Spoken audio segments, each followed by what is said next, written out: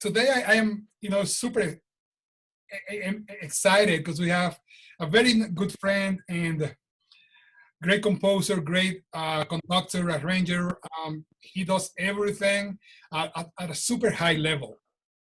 And the first time I heard about Ron, maybe he doesn't remember that, maybe you don't remember that, Ron, was through Dick Grove, like 20 years ago, 20 plus years ago, maybe. And then we actually met in person for the first time about 5 years ago, 6 years ago, maybe 7, Yeah. something like Yeah, I that. made your whole family sick with the flu. Yeah. So You remember that? I felt like Christopher Columbus, I made everybody sick in the Western Hemisphere. Well, guys, this is the Ron Jones today. I hope you have a lot of questions. Please, to ask questions, please go to the chat so we don't, get into the unmute everybody, your mic, but except Ron and me, and then ask anything you want through the chat, and we can answer to you as we go. Ron, how are you doing, man? How are things in the Seattle area?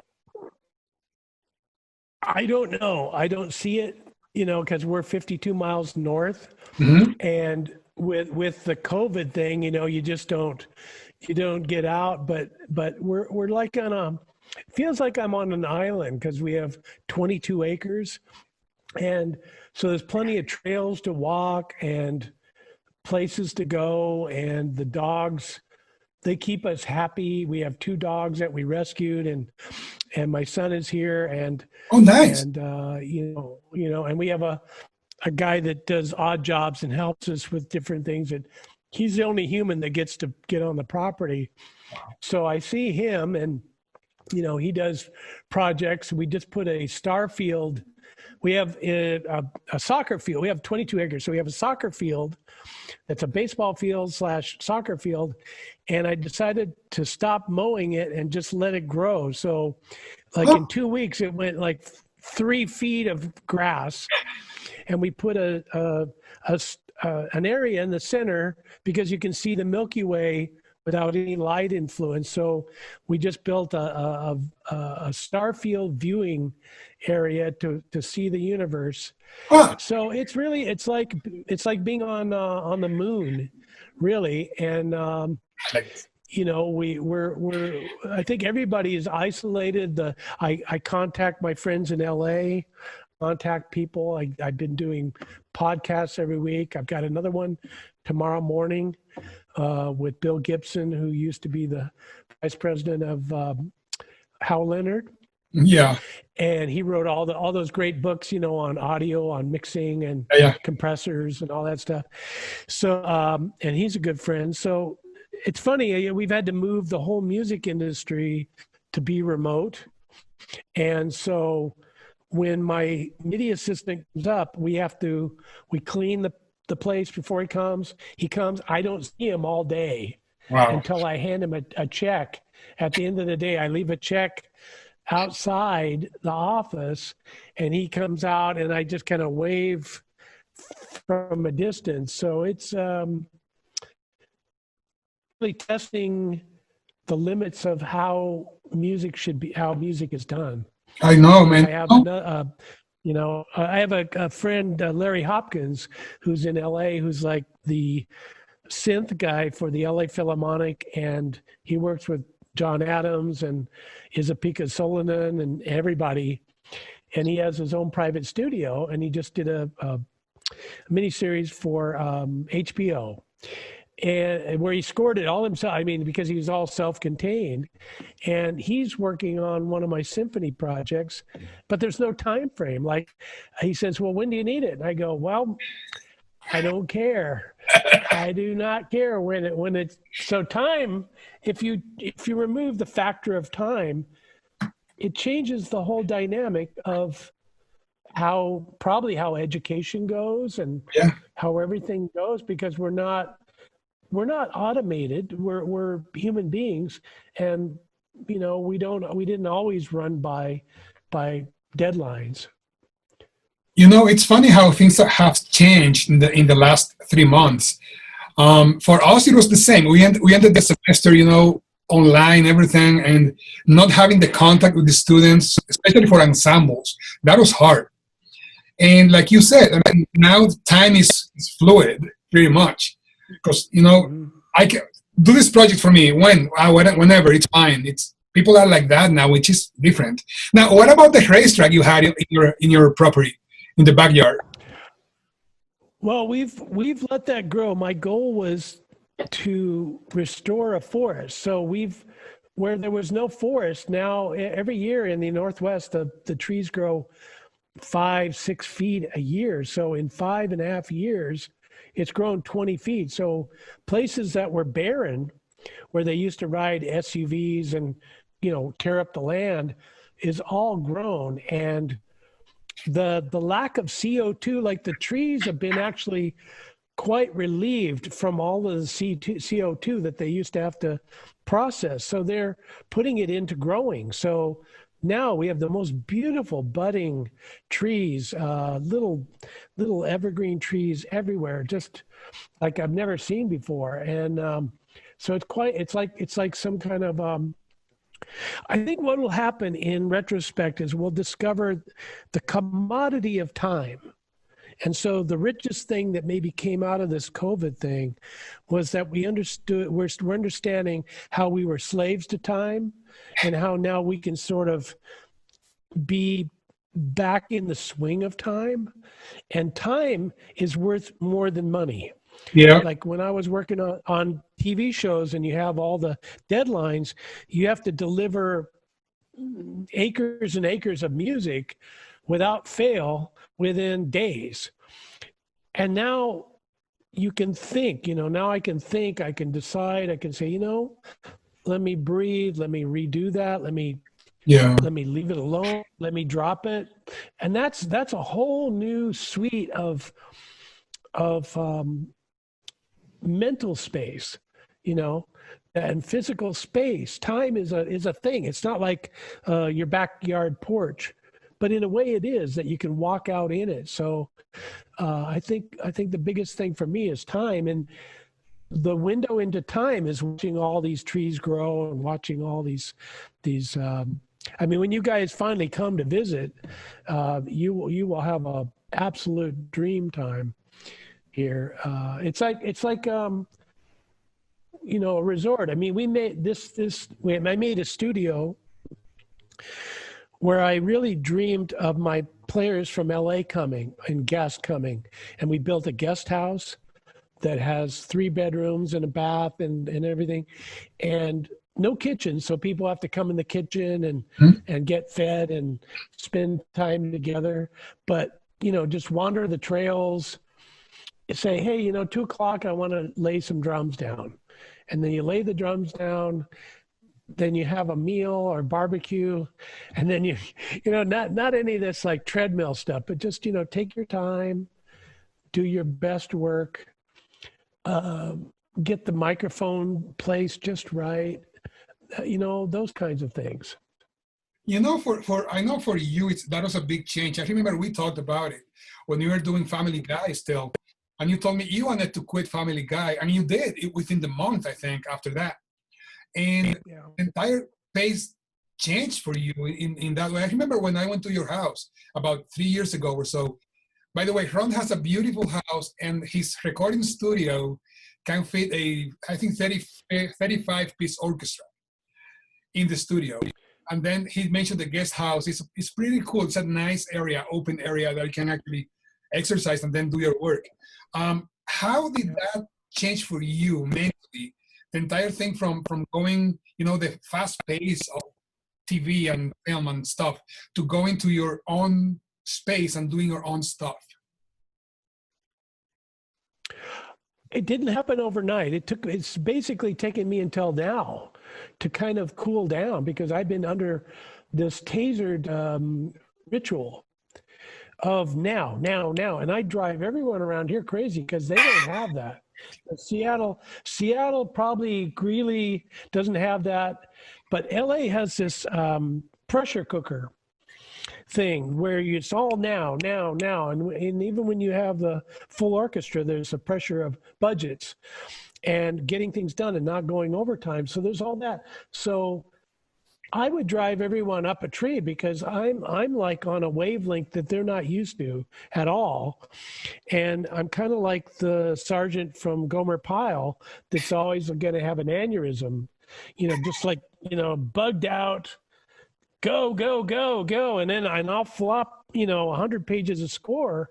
And the innocent person just looks at it and goes, what just happened? Like they don't know where that came from and how that happened, that humans can do that. So I think I've been in therapy. I think I've been in kind of a recovery mode, but hopefully take the best of what the drive was and move it forward, because I'm cranking out beautiful, music, but I get to choose how long it is. Like when you're doing a film score, you have a 5-second play on, you have a scene, you have this, and everything's by time code, within a thousandth of a second. So I've sort of rebelled to say, I want to write my music. I want to hear my voice. And it's taken a while to hear what that is, because it kept almost echoing the paranoia of all that conditioning, all that tasering for 37 years, the demand, So I think I finally can breathe without feeling like there's a weird gun to my head. I get it. And, like, what's the point of living as a composer if you can't create what you hear? I'm always under those systems, I was always a gun for hire to fulfill to the best of my human or superhuman abilities, like an athlete for the Olympics, Yeah. to break the world's record every time. And like at sessions, the vice president of music would hang out at my sessions because it was more fun to be there than in her office. So she'd hang out. And at the end of the session, I'd say, hey, Carol, I'd show her the box of, recordings. I'd say, do you see that there's 76 takes, 76 circle takes? She goes, yeah. And I said, do you see that we're done 15 minutes early? I said, that's a world's record. And they don't get it. They just don't get it. But that's what I was living for, was just to not get tasered by the demand so that you could live.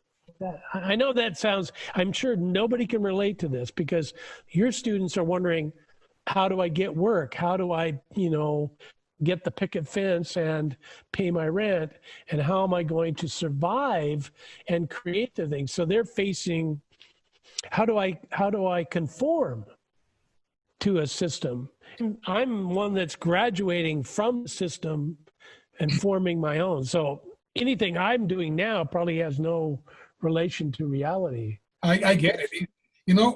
In a way, that's what I had to do too. When I was in Dominican Republic, it was a lot of my work was not my own work. It was work for other people and people I love and music I loved. But there came a point where I said I want to write my own music, and that's why I decided to move on. And now like having this job, as a professor, I can actually do that because I work my day and then I can do whatever I want after that. So it's in a way liberating. Yeah, you have to find a way to survive.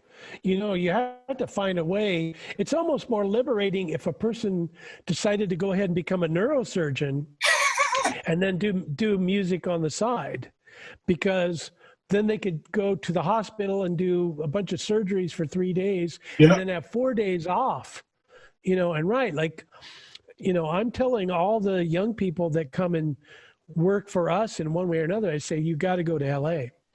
And the young people that have done well. We have one engineer that was astounding, young kid out of Shoreline, Ty Schwartz, and he's now on staff for Atlantic Records in the publishing division. So they have 3 suites of recording studios that their staff songwriters bring songs to, and his job is to help them record and produce and arrange these songs so that they'll be sold, to Lady Gaga or whatever else. So he's able to plug in. But I had to say, look, there's nothing in Seattle.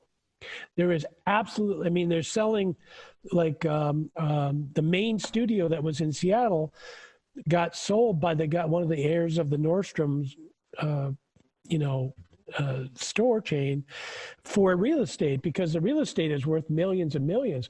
So Yeah, they tore down this massive studio and distribute the microphones out to other studios. So there's there's a few video games that do pocket games or online games, but the crappy work, it's 14-hour days, even out at Blizzard and all these other publishing. I mean, I don't know all the video game companies up here, but they're like in Bellevue and all that. They're just overworked. They're not fulfilled. No, so there's lots of ways to make a gig, but there's very few ways to make your art. I think that the classes that are missing is marketing for musicians. Because if you're a cello player, you still need to get composers to want to call you. You're still going to want to get gigs. You're still going to want to create a tour. You're going to want to market your CD. So 80% of your work is marketing. 20% is playing. But they spend 100% on the musicianship, and they go, well, you're on your own, Skippy. Figure it out. And nobody can fail. That's bullshit. That's not how it works. So I've always lobbied for understanding how you create your gigs, because your gigs and your art should be one. Picasso didn't go, hey, I'm selling my paintings, I'm making my painting. There was one balance. Stravinsky didn't create the Rite of Spring without thinking, how was Diaghilev going to stage this thing? Like, they created a scandal because Diaghilev made money at the Paris, ballet, because everyone come to throw tomatoes. So he wanted it. He wanted it to be scandal. So Stravinsky said, watch, we're going to create a scandal. That was part of the marketing. Mozart, when he did the Marriage of Figaro, when he did he thought of marketing. Vivaldi had an opera house that he was the promoter of in Venice. It's still there. 500 years later, it's still there.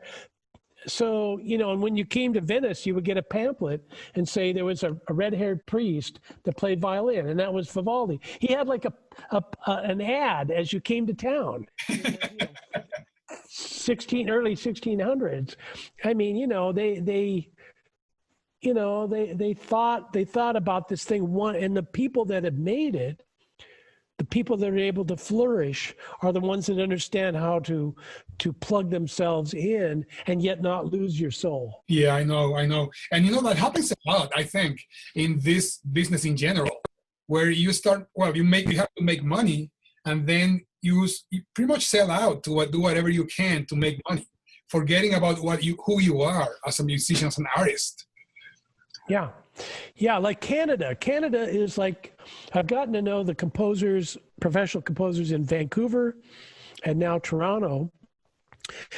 And basically, sweet people, they wouldn't, harm a flea. They're all very, almost politically correct.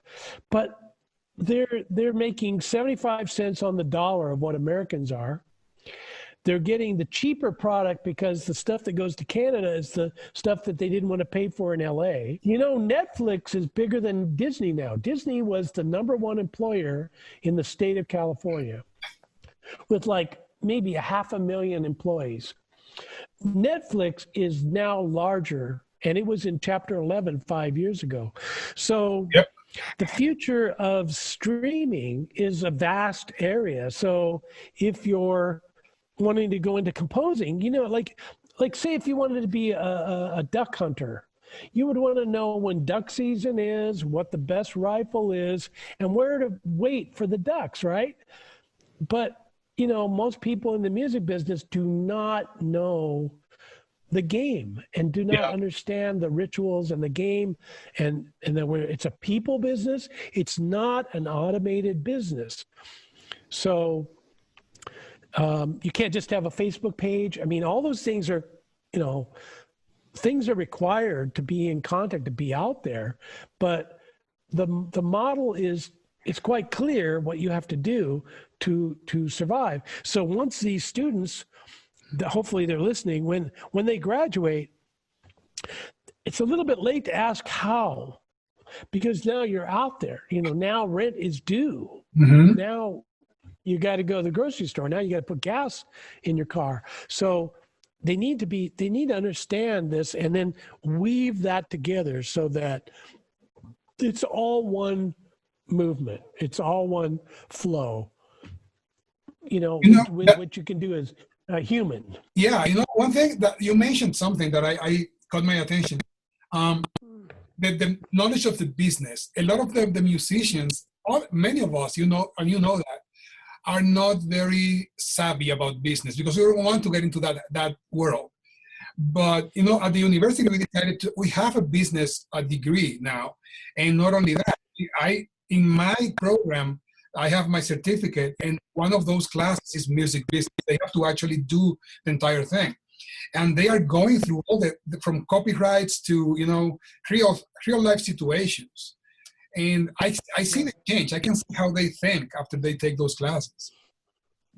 Yeah, because it's like tapping into the resources. Like, you know, it used to be that musicians were either employed by the church part time, you know, way back, you know, or kings. So now, you know, we're in a free society in America, and everybody's on their own. You know, you're a juggler or a clown. You know, what are you? You're a tenor sax player, you know. But I mean, I just find so many musicians fail at the business model. And so the success and the failure will be on their business model, just like any other business. You know, if you're selling surgical supplies, or you're selling oil, or you're selling chickens, you know, whatever you're selling, you need to figure this out if you're going to have a career. If you don't care about a career, be a teacher, because you just show up, babysit the kids, hopefully not piss off the parents. You know, it's a babysitting service, and it's you know, if one kid looks at you oddly and accuses you of being mean or something, you're out. You know, just they will fire you. So the environment for what the range of possibilities, like there's more music going on. Like I saw an estimate, I don't know where they calculated this, but there was something like 35,000 compositions get finished every day in Los Angeles County. Wow. 35,000. So, you know, and that's songs, mostly film cues. That's a lot of output, you know, 35,000 a day. Mm-hmm. And, you know, somebody's saying, well, how do I make a living? I'm making one cue. Most people that want to work are not fast enough. The ones up here, I've like tried to train indigenous, you know, talent, and I get the best ones, and they just don't understand time. They don't understand how much they're going to get per minute, how much they're going to get, whether they're in the production line or whatever, and they're not fast enough. So I end up having to call my standard people in LA that do get it. They may even be more expensive, but they're cheaper in the long run because they get it done in 3 days. I've had people scratch their head for 3 days. I say, you know, here, just put the woodwinds in. And they're like, you know, like for 3 days. And these are graduates of Berkeley, like in the doctoral program. So it's not without merit that I say this, because I want everyone to succeed, but they have to take this in a real different light than the way that they've been taking. Because if they're not getting it at school, they need to ask why. Yeah. And they need to tap into their teachers, and then they need to not stop until they get the answer, because otherwise they will be stillborn. Like there's nowhere to go, Yeah. nothing to do. One thing I like about when I see you actually talking to students, one thing I really like is that you come from the professional world, and you tell them exactly what they need to hear to make it in the business, let's say. Because it's not from a book. It's you're telling them, if you do that, it's not gonna work, period. If you do this, it works. And I really, really enjoy that from you. I know that the speed thing is something I instill in my students every day, because I tell them, real world, when I give you this to do, I need it for tomorrow or the day after or today even. Because in this business, everything, you have to do it fast and you have to do it well to be competitive. Otherwise, somebody else is going to come and that person will do it fast and well. So you lose the job. Oh yeah. No, it's not that the software is the solution. It's how you use the software. The final frontier is not the software. The final frontier is not the sample. The final frontier is not CD Baby or your outlet or SoundClouds. The thing is, can you understand the pulse of things? Like, for instance, ASCAP and BMI both kick out $1 billion in royalties a year domestically. Yep. Say Sam, another $1 billion. So let's say $5 billion to $10 billion a year worldwide, but that's mostly from broadcast royalties. So unless even if you got on Lady Gaga's tour as the second keyboard guy, you're not going to make that much money because it doesn't keep coming. But the royalties, keep coming. Like there's a reason film scoring is like, everybody wants to gravitate towards film scoring, because there's this vast amount of money that they have to give away. And there's this black hole called HBO and Showtime and CBS and NBC and Fox that just have to crank out content. So get on the horse. At some level you can still do your bag. You could be a songwriter and do a lot of songs for Showtime. You can do a lot of things, but if you're trying to just be artist in and of itself, you're going to have to create quite an oil well, quite a way to survive, quite a way to create those zeros so that you can, I always count the zeros on my checks, like how many integers. I think the highest check I ever got for a quarter was $996,000 in a quarter. Nice. That was high. I never broke $1 million in a quarter, but I look at those zeros. I don't even look at the first number. I look at the zeros. I go, oh, 45 grand. Okay, great. Cool. Put that away. And then I don't think about it, like put it away, but it's very critical that you mind your business. No matter what you do, and it would be required if you quit music today. If your student said, "Hey, I've had it. I'm going to sell shoes," whatever they're going to do, you're still going to have to face these same problems. Yep. You're still. There's no out. There's no out in a free society. Yep. You have to. The only out would be to be a prisoner in a prison. Where you get 3 meals and a place to sleep, rob a bank. One thing I think about is the some people that, we love music. We all do. That's why we became musicians in the first place. But then we don't think, a lot of people don't think of our career as a business. You are a business if you are doing this. If you're a composer or a musician or a player or whatever, you are a business yourself. So if you don't see it like that, then there's the disconnect between what you do and how you manage your business after that. Mm-hmm. But it's funny, like it's like a carrot and a stick. What drove me was not the money, was not like making the money. What drove me was the next thing, the next Mhm. creative challenge. Yeah, yeah. Like I enjoyed the challenge. I want to go, and I didn't mind if I failed. I think too, like, nothing ventured, nothing gained. Like if there's no challenge in it, if there's no risk, then why do it? Yeah. Like, why do it? Why get up in the morning? I learned from the musicians in my LA friends. They all became the greatest at their music, playing, like the greatest guitar players, the greatest bass players, and they all have a commonality about them, that they were average people that just spent more time at it than others. Like Yeah. watching your son Lee, like that video of him competing in London was so gratifying and fun to watch, because you could tell that you could feel the sweat in what he created, and that he had worked really hard to present his art. He's going to be a great success because he had put in his work. Hmm. So use the school time to put in the work, put in the hours, put in the proximity. I mean, I always recommend to students a few books. The book Outliers by Malcolm Gladwell.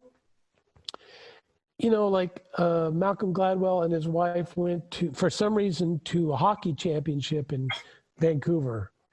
And his wife was reading the program and said, "Why are all the kids born in December, January, and February? Like, why is that?" Well, guess what? The kids that were born in that time were the oldest in their class. They were bigger. They got on the hockey team sooner. They got better coaching. They were a year ahead. They got to date the top girls in the cheerleader squad. I mean, they were the bigger kids. There could have been a parallel hockey league or NBA. Then they looked up the NBA and the American Baseball League, the National League, and all of the kids were mostly born in December, January, and February. So they said, why is that? Well, because they got these certain trends, so that, like they were able to they were older, their brains were older. So it's almost better to wait a year, put a kid back a year, so that they have an advantage in the competition cycle. So, I mean, there's all kinds of evidence now that says these things, but it's proximity. Like the Beatles played a dive in Berlin for 10 years, and they would play I Love You Truly. Like they would do 3 sets of nights, 7 days a week for 10 years before they became the Beatles, Hmm. before they became the big instant success. Lady Gaga and Justin Bieber and all those guys, they took vocal lessons from a vocal teacher in Dallas when they were 9 years old. Their parents would put them on a plane, Lady Gaga from New Jersey and Justin Bieber from Toronto, and fly them to Canada, to Dallas, to take vocal lessons at 9. So it wasn't their talent, it was their proximity. Yeah. So what can you do is that you double your proximity with your instrument or your craft, triple it, quadruple it, because it's a matter of hours. You can set your clock and say, I'm going to be successful in 5 years based on my 10,000 hours. You could do it in 1 year. You just have to do it. I mean, there's people that say, I want to go out for the Olympics. And they work at Home Depot part-time, and they say, I need to do weightlifting, I need to do running, they need to do all those things. In China, you remember when they hosted the Beijing Games? They didn't have a lot of sports that China was good at, and they were trying to find women to run out for the marathon. So they went to a fishing village on the coast, and they asked a bunch of women. And some would say, "Here, I'll do it." They said, "What do I have to do?" And they said, "Oh, there's not going to be a coach, but you have to just promise, sign this paper. You're going to run 24 miles a day, 7 days a week until the Olympics." And one of the ladies that signed at this little fishing village broke the world's record that year in female distance. And she was shorter than the ones from Nairobi and Kenya, that were like taller, like they had grown up in the mountains of Kenya. So it was just proximity. It wasn't talent. Drop the whole talent thing. First of all, drop the talent. The only talent is your ability to sit on your ass and work. Do you have that? If you have that, I guarantee you success. If you don't have that, you can have all the talent in the world and just completely waste it. Yep. One thing, have you thought about putting your Compose Yourself book for sale? Well, the Bill Gibson, who I'm like meeting with tomorrow, who's a friend of mine and mixes a bunch of my stuff. He said, yeah, we should do a book, And I said, yeah, the book would be How Not to Succeed. Because there's so many ways to screw yourself. There's so many ways. Yep. And so like, instead of saying this is the way, because all the books say, here's the way to have great this, or here's the way to lose 20 pounds. Here's the way to, and I would just say that there's so many ways not to succeed. And what holds me back is I don't think people are listening. I really am skeptical. It's sort of like there's still like a percentage, a small fraction of people that actually are compelled psychologically, mentally, physically, emotionally, that are compelled, that are driven. That's why you can have a Bob Dylan that's brilliant come out as a songwriter and blow everybody's mind and do things very differently because he spent time at it. Mm-hmm. He didn't mind spending the time. Everybody wants a quick fix. That's the first sign of a mistake. If they think I want the quick result, like right now, all these people contact me, they've gone through graduate school or they gone through and they go, I'm in Finland and I want to know how to make it what do I do now? I said, well, you should have known, you should have, forgive me, but you should have known what that was. And they go, well, I guess I need to be your apprentice or your assistant. I said, no, you don't need to be my assistant because you don't know anything. I can't hire you because nothing you do is of use. And they go, well, I guess I should work for Hans Zimmer. No, so there's all these people pouring out of Berkeley that all they do is like they set up a program where they just contact and berate composers that are working to see if they can get an assistant job, schlepping notes.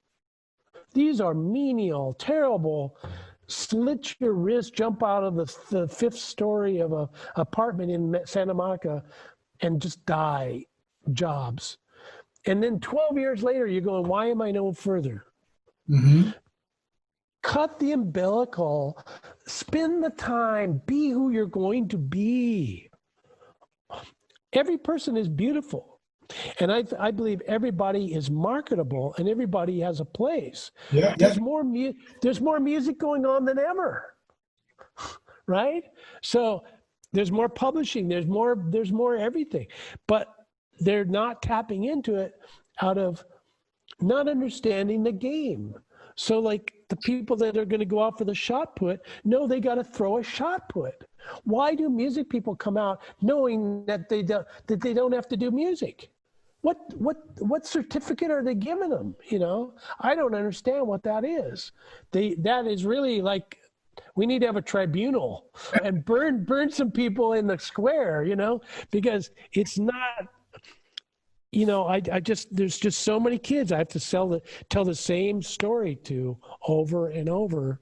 And you want to go where there's 300% work. Like if say somebody graduates and they go to Oklahoma, they're going to be struggling their whole life, teaching privately part of the time, playing clown birthday parties, getting schmeckles here and there, living in a double wide, and their wife's going to have to work to support. You got to go where the work is. Where is the work? Stockholm, if you're in pop music, film scoring, if you're in LA. And if you don't like the weather, tough crap. That's where it's at. So if you're not within 10-mile radius, give up. If you're not willing to now you've attained your degree, you've attained your thing, now you're ready to go. If you don't plant yourself where the stuff's happening, forget it, because it's going to be all struggle, no joy, and bleak returns for the same amount of energy. Yeah. And I think, the joy should be the first thing people have to go for, because otherwise there's no point in doing this. What do we do? Because, you have to have the joy in yourself to be able to put it on paper and put it out to people, I think. Oh yeah. If you don't, is there a class called Joy 101?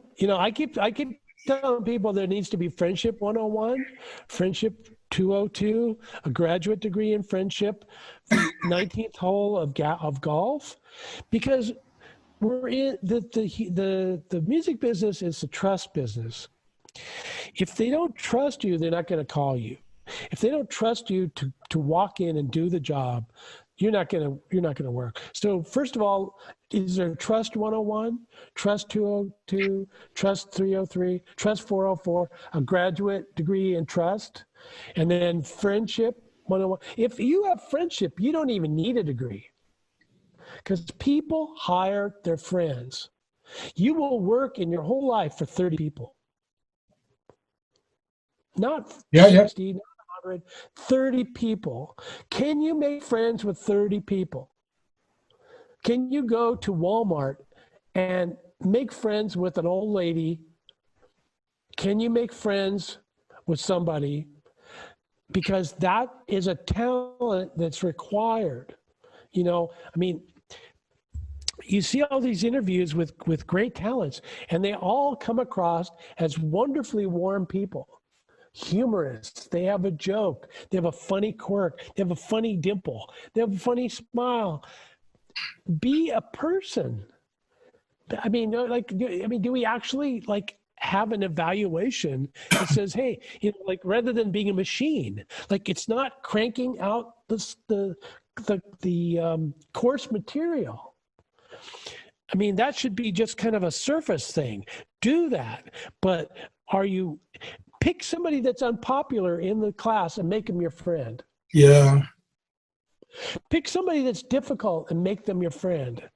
And you will get out and you will be able to break in. How do you contact producers? Producers don't want to hear from you. How do you do that? You know what I mean? There's a wall. Do you understand a wall? How did I get Star Trek Next Generation? How did I get Family Guy? How did I get all these things? What am I, some kind of magical being? I rub magic beans on myself. You have to know how to be a human being. And they just assume you're going to get that. DNA, family, whatever it is, they're all friends. BS. That's not true. You can sit there and bury yourself and be very unpopular. At the end of the week, each student should go to a bar and say, can I make a friend? And then have that as a grade. If you've got 8 friends, that's a C. You're sucking, dude. You got your music together, but you suck as a human. One thing I always get asked everywhere I go, and I know you too, is how did you make it in the business? How did you get into this and made it? And what you said, I think that's what it is. Exactly what it is. I say, the thing is, I am the way I am. I am a nice person. Not because I struggle to be nice. I don't try to be nice. I am nice, period. And then that's why people like to work with me. They like to be in the studio recording studio with me for 20 hours and not get tired of, after that we can get a beer or something. It's not like I need to get out of here. And I know you are like that too. I think if they ask 3 questions, they say, not 3 questions, but if they say, I want to know 3 things about this person. So you go into a room, you meet somebody, and you find out that they like yachts, they like to have pudding, and they have a terrier dog. Then you've got 3 things that you can relate to them, and they go, well, this person actually relates to me. You know, it's not all about us. It's about the other person. Like Yep. you try to get to know them because that shows that you're confident in yourself. And that will reflect in your music. Like Yep. if you're narrow-minded, your music is going to be into yourself. And we've gone through these stages where art was considered very, introverted, and then other times where it's very extroverted and but ultimately, to get the gig, like Mozart had to play billiards in Vienna. Hmm. He hung out in the billiard halls all night long, getting drunk, to get the commissions to do Marriage of Figaro. Because the rich guys hung out in the billiard parlor that paid for the pieces to get done. You know, like Mozart figured it out. I mean, the people, Beethoven, everybody figured it out. Wagner figured it out. Mahler figured it out. Schoenberg even figured it out. They didn't just flip their middle finger up and say, hey, screw everybody. I'm just going to do my art. That goes nowhere. It goes absolutely. It doesn't mean that you suck up either. It's like, I think my sales pitch slogan is, the greatest composition is not the notes we make, it's who we are. That Yeah. our life is a composition. It's a long symphony that lasts 90 years. And you're graduating out of college is the overture. And then you're going to have the first movement, the second movement, all these different developments as you go and as you develop your character in your life. It's something wonderful to watch unfold, that, so it's not, I think they just need to look at it in a different perspective. I think they need to have these other elements put into the equation. And I guarantee you it's proximity with your craft. If you put the proximity with your craft and you don't forget how to be a human in the process, that's a big plus. Yeah. But people that are like Doug Webb, when he got out of I think he went to Berkeley or New School or somewhere like that, a great tenor sax player in LA. He locked himself away for 10 years and just practiced for 10 years, like 8 hours a day. And it shows. I mean, the chops on him are unbelievable. And then he would go play clubs at night, and he didn't care if he was making money. He did not care. He was going to put his 10 years in, like Charlie Parker. Hmm. Like all these guys did. He just said, I can talk the game or I can prove it. Yeah. So he didn't have to say anything. He just put his horn up to his mouth and blew people away. And I Let think me ask you something. Let me ask you I something. think we're all going to be working for Liam because he's put in his time. I keep sending him birthday cards and things because I'm hoping he'll remember me. He does. Actually, he saw you as his grandpa. Just like, oh, Grandpa Ron. I was like, Weird. You forgot the word weird. the weird grandpa. But he liked you a lot from the beginning. And when we went to your house and he went to your studio and he saw everything there, he was like, oh shoot, this is what it is. So well, extremists like each other. People that are extreme appreciate each other in a different way, whereas the average person finds something wrong in it, like this is weird, like you should go do penance, for your errors, for errors in your ways, that you're so extreme in things. But guess what? Only the extremists make it.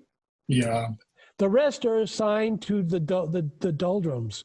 So ask Elon Musk about being extreme. Ask Albert Einstein about being extreme. Ask, Beethoven, Bach, anybody about extreme. When Bach would write an oratorio in a week, after the church service, which lasted 3 hours, he would go over to the count's place and do a recital from memory.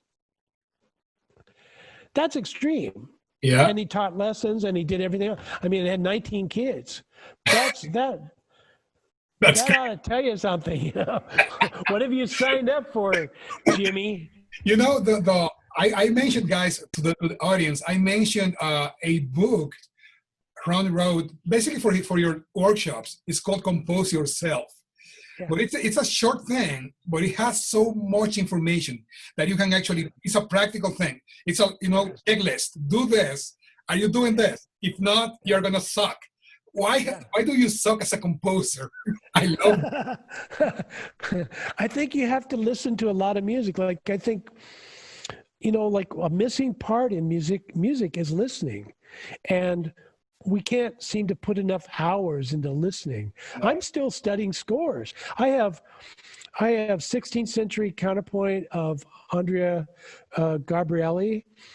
Um, I'm listening to a bunch of like minimalist works. I'm listening to early synthesizer works. I'm listening to all kinds of things, like and I have all the scores, right? I have the scores. So You know, I'm like currently listening, somebody's asking me what's the name of the book.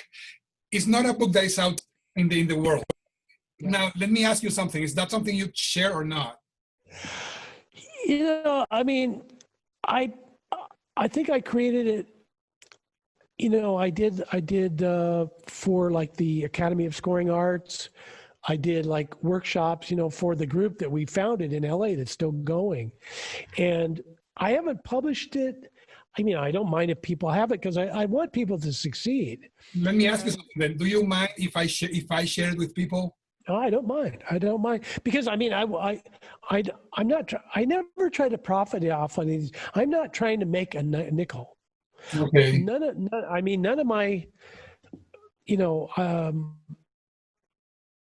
I make enough bucks as it is, and I'm happy for that, and I can, I live fine, but that compose yourself thing is very important because at the end of the day you want to be a human being. Yeah, You want to be a happy, flaming human being that loves and cares, that's loved about, that you tried your art and that you gave for your art, but you also are a human being. Because what kind of society, if we just had a bunch of weirdos in studios making music for bucks, that's what's wrong with the music business is it's kind of backwards.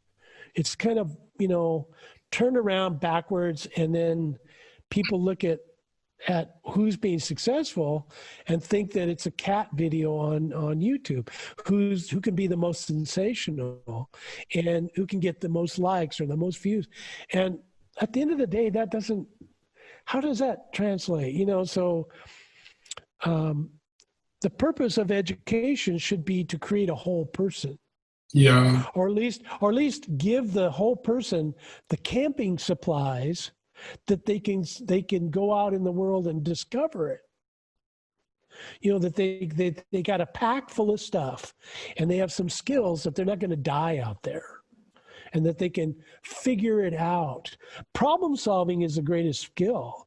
Flexibility is the second skill, because no matter what you think technology is now, it's going to be thrown out the window in 2 years. Nobody saw Pro Tools coming. Nobody saw the internet coming. Nobody saw all this stuff. And now with COVID, it's changing the video dynamics. Mm-hmm. I think you're going to see a bunch of things grow out of video conferencing. Like I'm still waiting for a DAW where I can give you control of my DAW from Greeley, and you can do work on my system. Yeah. Well, right now in Zoom, you can take control of the screen, but you can't hear the music. You can't interact.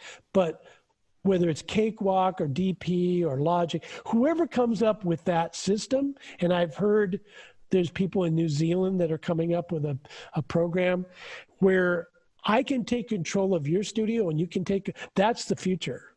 Well, with this situation now, that has to happen. We are all learning how this is going to work now. Because, 3 months ago, we were not doing this. It's like, now we have to do this. We have to make it work. And it was like, like in a day, it was overnight, do this. It was like, how do I do that? we are all learning, and I think that's the next step, for collaborations. I'm doing a collaboration now with my band, with my big band, and we're, everybody in his house doing something, and then I'll put it together in a video and share it with everybody. The whole point for me with that, like you said, money is not what I'm looking with this at all. I'm glad that I have a good job at this point. What I'm doing is trying to maybe do a GoFundMe or something, and whatever I make from that project, then give it away to an organization, or even the same musicians actually need it. So it's like, just give away some, because we need to help each other at this time. Yeah, and there is that component. I mean, there's a lot to be said for giving, and there's a lot to be said for all that.